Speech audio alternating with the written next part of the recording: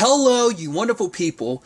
So for today's video, I'm going to be discussing some of the D23 announcements. I'm not going to be discussing everything. I'm going to be discussing stuff that, kind of piqued my interest the most. And there'll probably be some stuff that I probably would have found interesting that might have kind of slipped through the cracks. So don't think this is going to be a complete D23 rundown. But like I said, just the stuff that kind of jumped out to me. I'm not recording video, but I will include timestamps so you can kind of jump around to the different topics that I might be covering. First thing I want to talk about is a new Marvel game was announced. This being an Untitled Captain America and Black Panther video game. And obviously, other than a cinematic trailer, there was some information that came out. Obviously, it's by Skydance Media Games, and I guess it's like, from what I was hearing, it's something that's super new, so they don't even have like a lot of games under their belt for you to really kind of compare it to. But we know that Amy Hennig is the writer of it. She wrote the Uncharted games, and well, she was like the director and writer of the first three. I think that was probably before she left Naughty Dog. But apparently she also directed Jak 3, which I had no idea. Also, it's like some of the Legacy of Kain games. And also, she's a writer on Forspoken, so I had no idea about that either. But, so just kind of giving you like a little bit of a pedigree. Like, her name is like, I'm not well versed in video game writers, but I've heard her name pop up from time to time, especially like when she ended up leaving Naughty Dog. But regardless, other than that, we know that the game has like 4 different playable characters. Obviously, one is Black Panther, but it's not T'Challa because the setting is during World War II, and it's T'Challa's grandfather and Steve meeting. And obviously, it's kind of like them being on opposite sides, but it's because someone's trying to invade Wakanda. I think news has come out saying.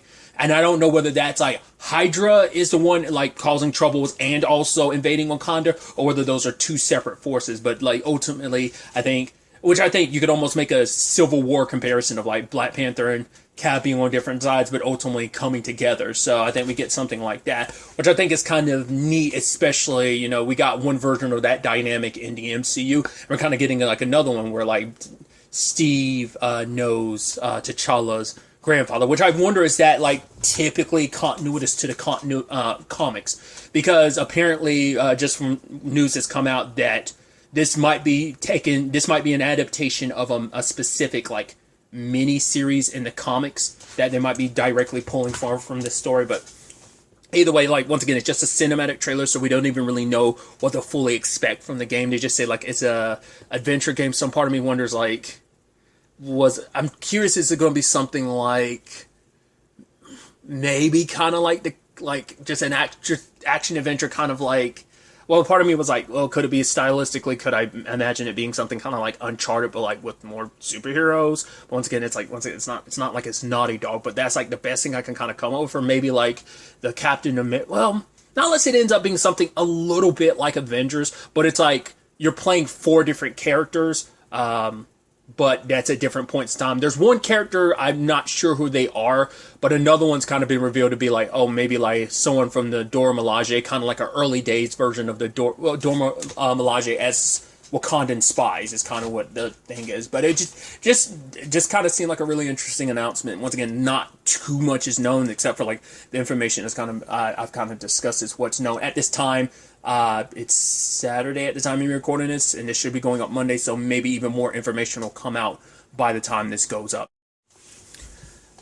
Just general, what I would just want for it to be is just obviously like a fun Marvel game, and I wonder, would it be that type of thing since you are playing 4 different characters? It seemed, based on the information, it seemed like it's going to be a thing of you take control of certain characters at different points in the story, so you're kind of forced to play everyone. And I'm sure it's going to be one of those things where like each character has a very specific style of play, and like the Dora Milaje character could be someone that's more stealth based and like information gathering type of situation. I'd be so curious. It'll probably be a little while before we get like a trailer to kind of give us a better taste of like gameplay of what to fully expect from it.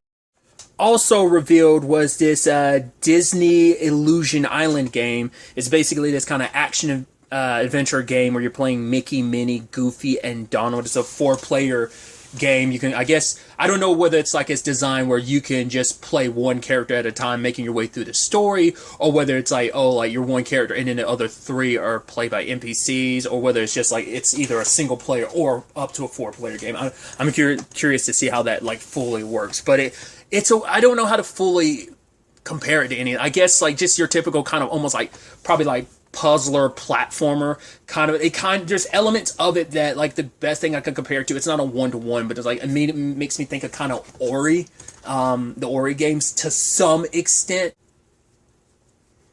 I don't know. It just seemed like a kind of neat little like cute game, and it just seems like it's fun. Obviously, it tugs at that part of me that's like, the Kingdom Hearts fan in me. Like, obviously, it's not a 1-to-1 or anything, but just adventuring with these particular characters are just, my head can never shake, Kingdom Hearts from my mind. So that's what immediately like comes to my forefront. But obviously, this is nothing Kingdom Hearts-esque. Because I even like, obviously, the art style they're using is the more recent, like, animation styles they've kind of gone with, like, some of the Disney characters. So like I said, what the full story is, it's about them helping solve an issue on the island and stuff. Like I said, it seems kind of weird and fun. I haven't seen more recent like Disney animated stuff, especially like Donald, Goofy, Mickey, and Minnie. But just based on because they're using that art style, and I kind of get the feeling like this is supposed to be kind of in the similar vein of the more modern like Disney animated stuff with them. So.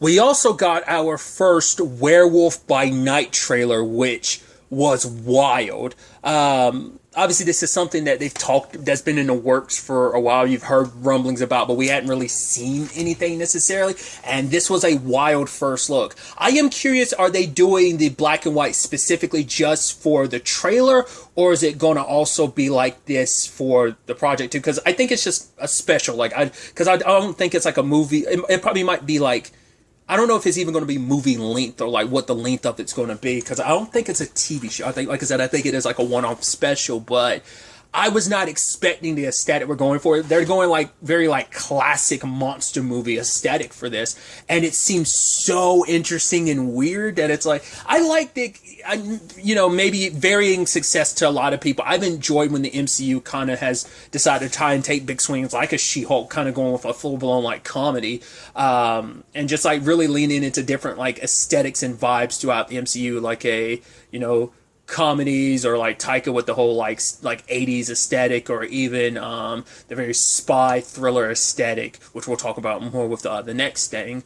But leaning into like this very like classic monster movie thing, because like, oh, it's a whole bunch of hunters, and one of them is, it's like I guess it's kind of almost like that. What's that game called? Is that game called just Werewolf?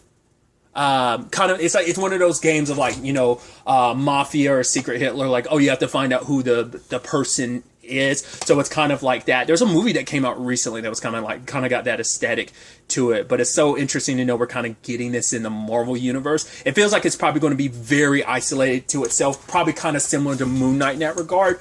But what really shocked me was like, I mean, from just what we got in the trailer, like, it looked brutal. There's like people getting ripped to pieces. Like, you see someone kind of get a hole punched in their chest. I was like, I mean, maybe because like you can cut around that a little bit because it's black and white or something, so it's not as gruesome. It seemed pretty brutal. I'm like, wow, this seems so... It doesn't feel like a Marvel project at all, which I think is going to be so interesting. But it seemed kind of just like something just really weird and different.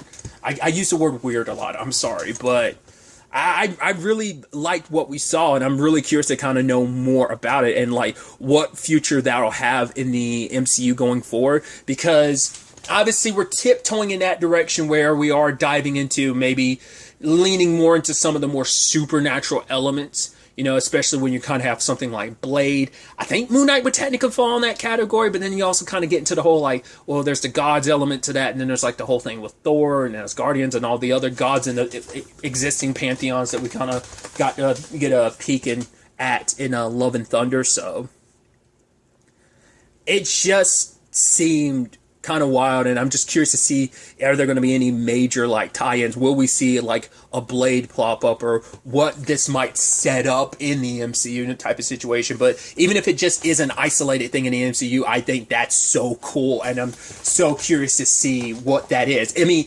is Werewolf by Night even what we kind of think it is? Like, it's presenting itself this way, but is that just kind of like a little diversion? I'm so curious when we actually get the project. Like, once again, is it going to be black and white like the trailer is, or like, you know, is there going to be like some twist to it? I don't know. I'm very excited to see what that fully entails. Now moving on to our Secret Invasion trailer, which looks so dope. As I was mentioning during a Werewolf by Night, this is kind of like very spy thriller-esque, kind of in this very same vein as like Winter Soldier and Civil War. I'm curious, is this the same footage? I haven't looked into it yet, once again, at the time of me recording this, whether or not this is it, because there was footage of this shown at San Diego Comic-Con, so I'm wondering, is it the same footage or not? Maybe there's some extra stuff in there, maybe not. Either way, it looked pretty dope. So it seems like this is Fury's first time back on Earth since leaving, which I'm assuming he's left post. Because once again, we don't know when Talos and his wife like stepped in for Fury and Maria. So whether that was both of them getting dusted in Infinity War, or whether that was the real Maria and Nick, that has yet to be fully determined yet. I'm assuming that was the real them at the end of Infinity War, and that was him at Tony's funeral. But obviously we know the Maria and Nick from Far From Home were Talos and his wife. So and it seems obviously even more time has passed since Endgame. So, and Maria's like, I've been trying to contact you for years, and things have come up time and time again. I'm wondering, what is she specifically going to reference? Like, that's kind of going down, like probably like, you weren't here for the whole thing that went down in Eternals, so what's up with that? And just everything that has subsequently happened, because like maybe some of the Shang-Chi stuff, probably some of the Far From Home stuff, but also probably like the No Way Home stuff as well. So, you know, once again, how much do they remember about that? You know, questions like that. So, but Nick is coming back because of this, and it just looks wild. I'm assuming that Emilia Clarke is playing a SHIELD agent, or maybe just like a agent to some authority. I don't know. Because not unless she is a Skrull herself, like, you know, but we see like Talos running around just like looking like Ben Mendelsohn. So that's definitely going to be interesting. And I guess we're going to kind of continue almost like that Captain Marvel thing of like, instead of him and Carol kind of doing the buddy cop thing, now it's him and Talos maybe. But that moment where like Talos is confronting a guy and then like all the other people shape-shift into him, I was like, oh, that looks so sick. That it's that whole thing of like, right, you don't know who you can trust, and it seems like Nick knows what they're here for, but we're not getting context for it, because he goes to Rhodey and he's like, right, do you know your security? And Rhodey's almost like, well, what are you talking about? So now it's going to be the big question of like, so are we doing that division of some of the, I mean, it's been 20 some years since we, you know, really dealt with the Skrulls, and only ones we've run into then that we're aware of is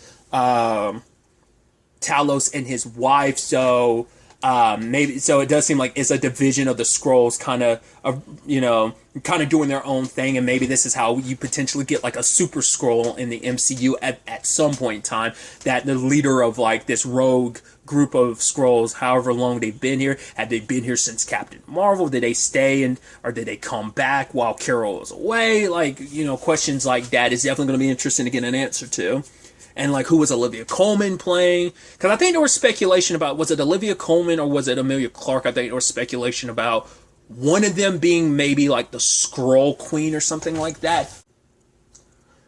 Once again, I'm always down for a spy thriller of just kind of like, I think this is going to be the one that kind of, you could expect a lot of twists and turns of like, oh, like, you never fully know who you can trust. Once again, very like, you know, Hydra-esque, being like, oh, we've been hiding inside a shield all this time and you had never had any idea. So that's going to be, that looked really dope, and I'm so excited to kind of see where that goes, because it gave us some ideas, but it still kept you pretty in the dark about what to fully expect from Secret Invasion. I mean, we won't be getting it until next year.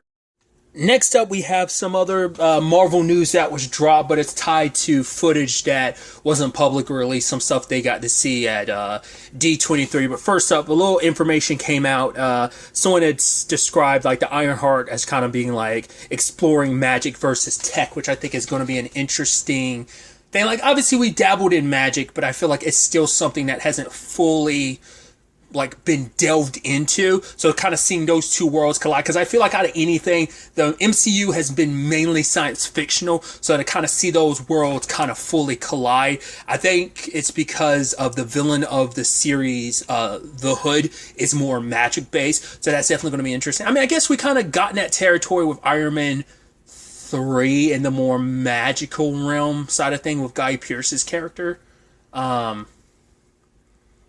I'm guessing I think that whole thing kind of delved, and obviously with Shang-Chi we kind of, that's on the more mystical side of things, but the rings might be like alien technology, we don't fully know, but there's like mysticism elements to that, so those worlds are kind of connected just because of the Mandarin and everything, so I wonder what it'll be bleed over from that. I mean, even though where the Mandarin situation is what it is, but I mean, Shang's like sister is in like taking up that mantle, at least taking over the 10 rings and stuff, so there might be like some bleed over and crossover there. I mean, obviously, like, you know, having not seen the footage, we don't really know, because we don't know what Riri's story is going to fully entail in Wakanda Forever and what that might mean set up for the entirety, because I think they were saying there was footage in the Wakanda Forever stuff, there was some extra footage showing her actually flying in her suit, so she actually gets the suit in.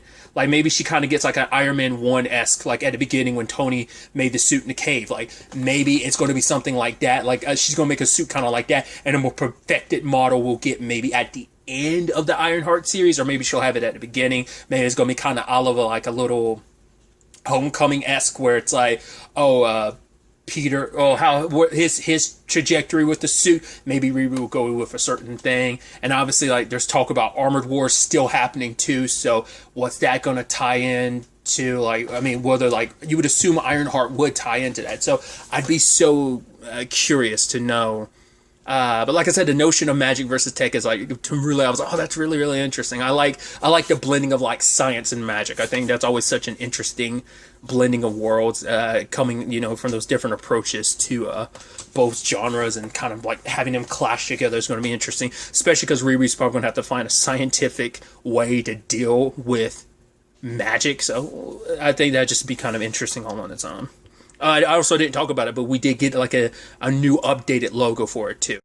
We also got some updates about Captain America New World Order, that it's got a new logo, and that Tim Blake Nelson is returning as the leader. His character, where we kind of left him at the end of like the Incredible Hulk, what that was kind of setting him up to be, which is interesting timing, because obviously we got Abomination first returning in Shang-Chi, but we're getting even more with him and in She-Hulk, which we've gotten 2 episodes so far, because obviously we're only up to episode 4 at this time, so who knows if he's going to circle back later in the season or not. But it's like, yeah, that was a return after so long, so to kind of have other elements from the Incredible Hulk kind of get brought back is actually pretty interesting too. So that's going to be interesting to see how that plays out, especially with I believe it was either I want to say it was the director on the project is saying that it's just being described as a paranoid thriller, which I think is going to be interesting. I would assume it's got a little bit of that, obviously, Winter Soldier feel meets maybe Secret Invasion, what we kind of got from that. Like, the fact is, maybe like the leader is kind of messing with people's minds, so it's like you don't know who to trust type of thing of, I mean, maybe it's not even, maybe it is kind of like that political thing of so many sides and everyone's so divided, probably like a commentary on like today, because obviously like Falcon and the Winter Soldier touched on a lot of that, and obviously like the race side of things as well, and the complications and the history of that shield and Sam's responsibility with it, you know? and what that means. So that's definitely going to be interesting, kind of tying that into, because the conversation has been like, well, what does the New World Order means? Obviously, we're picking up in the aftermath of everything with, probably like we might still be continuing some of that blip conversation from Falcon and the Winter Soldier, but also just maybe with the leader bringing in an actual New World Order, and just like I said, that like no one knowing who to trust and everyone being so divided. I don't know, like it's really hard to say fully what that could mean, but that was like a specific wording that was used, like apparently was paranoid thriller. So I'm like, that's really interesting. So, and especially because the conversation is, well, this comes before Thunderbolts, which we got some information about Thunderbolts, but kind of tying that in, we know that I want to say Torres from Falcon and Winter Soldier, which I didn't like. I remember people saying that in the comics that character becomes the new Falcon. It seems like he is returning as the new Falcon, so that's going to be interesting, because I think they're kind of creating that, bringing back that buddy cop element to like that we've got from like Sam and Bucky, and we're kind of bringing that back. Obviously it's like, it's not going to be the same dynamic. It's going to be probably a little more even kilter. I'm curious like how long, because he already has like Sam's old jetpack, so he may be like Falcon pretty early on in the movie, maybe not till like at the very end. It's going to be interesting to see where we kind of pick up in that story post, Sam becoming Captain America and everything. Because Isaiah Bradley is also returning, and the question then becomes like, well, will he join Sam in some of those fights? Is he going to come back into the world? And, now, I mean, the general world won't know, but they're still like, right, he is being honored at the museum for Steve, so I'm curious what capacity will he just make appearances? Because like his grandson, Isaiah Bradley's grandson, ends up becoming a hero as well in the comics, right? So I don't know. Like maybe that's kind of set up in that regard as well.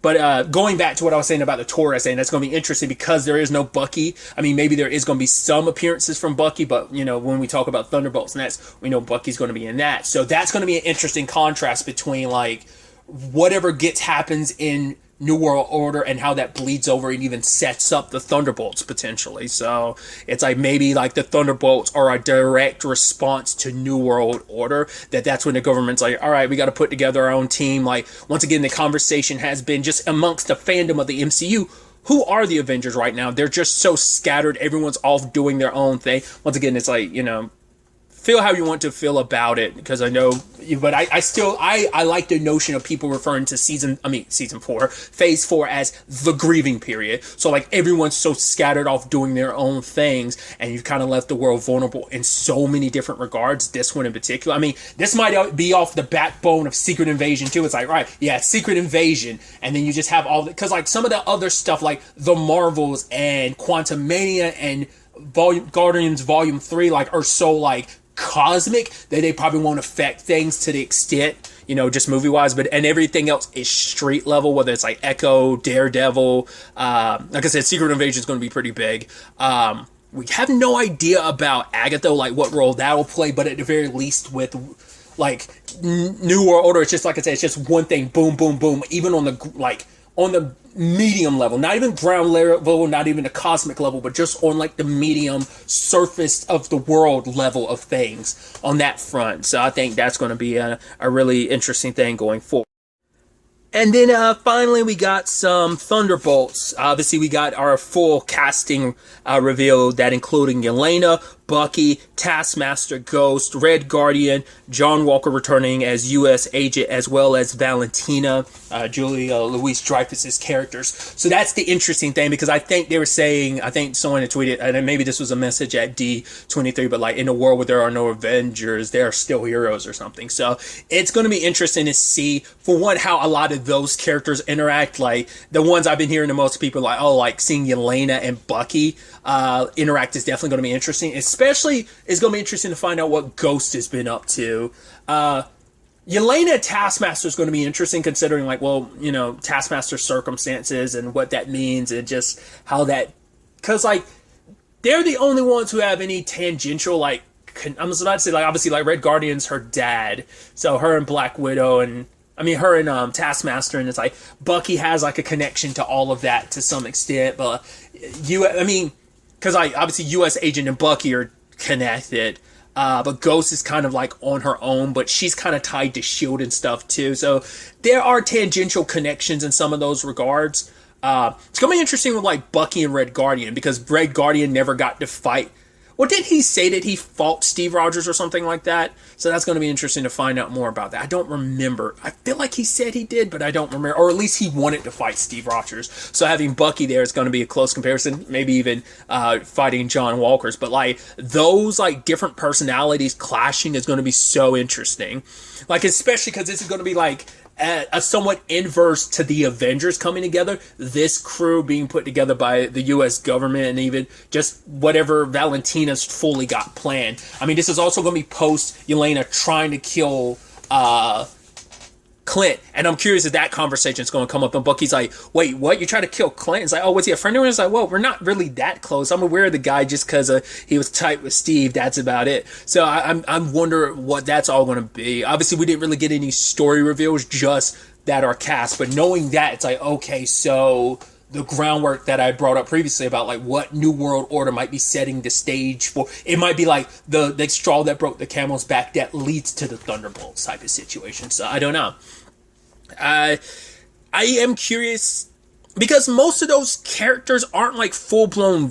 There's no like full-blown villains, you know? It's because everyone there is kind of a reformed person, because Yelena's basically been spending, I mean, we don't know if that changed after the blip or not for her, but at the time, before the blip, most of Black Widow, she was all, you know, pre-Infinity War, she was all with the other Black Widows, like, rescuing the others. So, what happened to some of those Black Widows? Did they scatter to the winds? You know, how does she find Taskmaster again? Like, what's happened post, like, her and Clint's, like, you know, run in with each other? There's also the conversation about, well, Zemo, because Zemo's kind of typically in the comics is associated with them, and he wasn't announced, but he could have just been like a secret reveal later on. Like, the talk is of how the Thunderbolts are revealed in the comics. Maybe you could play with that with Zemo, where it's like, oh, someone else pops up, and then it's just he's man in chair or something, like, you know, kind of like Ned from Spider-Man. It's just like, oh, and he turns a chair and is like, hey guys, it's me. Yeah, I got released from prison. Or maybe the Thunderbolts mess up so much that Zemo has to be brought in to kind of be the leader. And like, once again, like, it's going to be a lot of clashing of egos, just kind of like the original Avengers as well. So it is going to be interesting to see. I mean, I would assume Valentina is kind of like that. She's the manager of it, but like, who's the ergo like leader? Is it going to be Bucky? Is it going to be Elena? Is it going to be Zemo? You'd assume it'd be Zemo. And how he'd feel about, you know, not only like Bucky and John Walker, but also Red Guardian being there too. Like, there's just so much. That'd be so interesting to see how those like stories collide and stuff like that.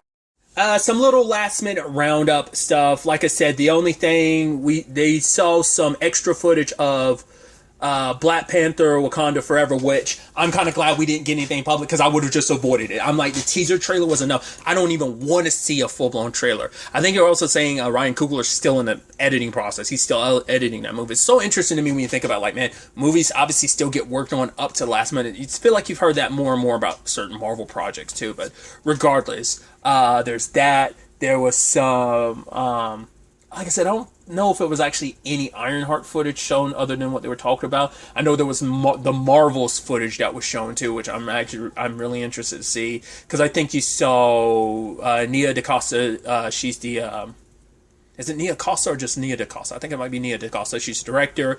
Brie Larson, Iman Vellani, and is it Tiana Parrish? Tiana Paris, I thought it was Parrish, is Paris, were on stage, and we have no idea. At the time, I don't think anyone tweeted out anything about what that footage looked like, what they actually saw. Maybe there was some stuff that it kind of slipped through, like, you know, when I was recording this, but once again, there's probably going to be more updates about some of that stuff by the time this goes up, because considering, like, I didn't really cover that much, and this probably will end up going up Monday without too much of an issue, I don't think. I probably just have to edit it down, which won't be too bad.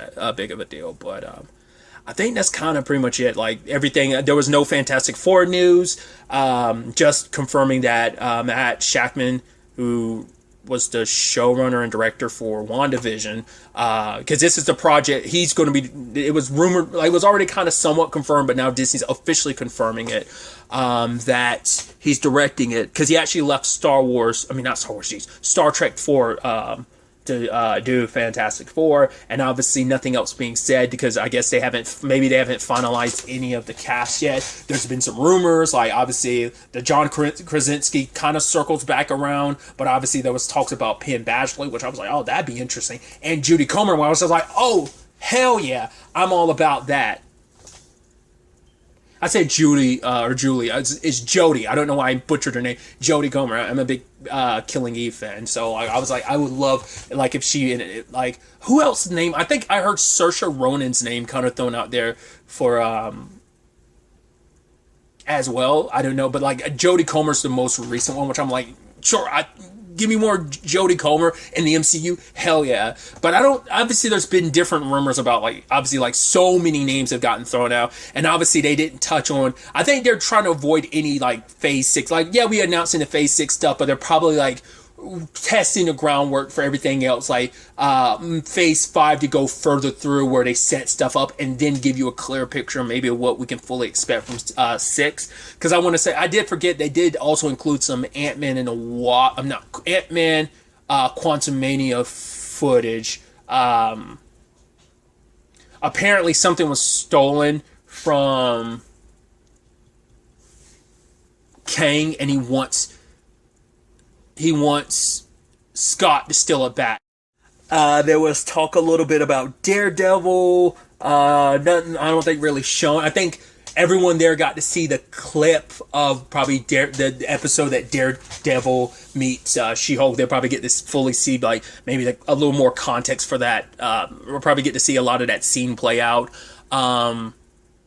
Wilson Fisk returning for Echo, and he's got, like, bandage on his eye from the gunshot, and that it would cover a little bit more about Echo's roots, and kind of her circumstances, maybe even kind of maybe going into, like, how she ended up losing her leg, because the actress in real life, you know, lost one of her legs. I don't know what the circumstances are, and I don't want to deep dive in anyone's, like, life like that. Maybe it's public knowledge, but I feel weird about that. But it's like, maybe they'll kind of dive into that a little bit with the character.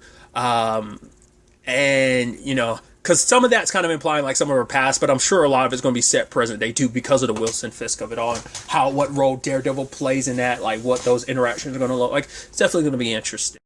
But I think that kind of about rounds it up. Like I said, I'm not covering everything that was announced. These are just some of the things I found the most interesting that I wanted to talk about. I'm not a Star Wars fan, and I don't really watch a lot of movies other than Marvel movies.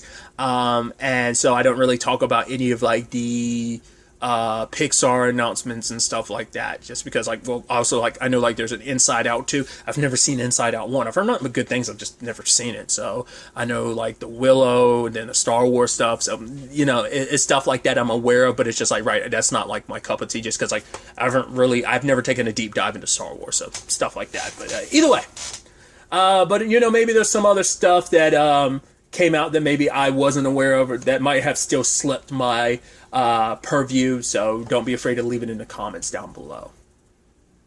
But really, that's all I wanted to talk about. Until the next time we meet, be happy, be safe, live life to the fullest, and enjoy it. Good day, and goodbye.